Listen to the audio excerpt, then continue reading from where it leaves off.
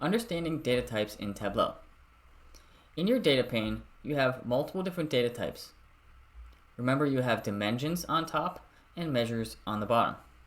Each column has a specific data type. I can click on this ABC to see the different types. You have numbers, decimal, number whole, date time, date, strings, spatial, and Boolean. Customer name is a string, so you have ABC. Order date is simply a date. If I drag that into rows and use exact date, you'll see I have just the date and no time. If I change order date to date and time, you will get the date and each time. In this case, they're all set to 12 a.m. You also have number values like sales.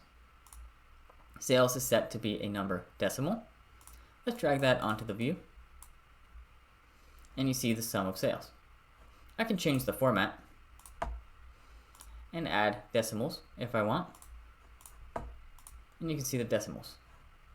But if I change sales from a number decimal to a number whole, there will no longer be any decimals.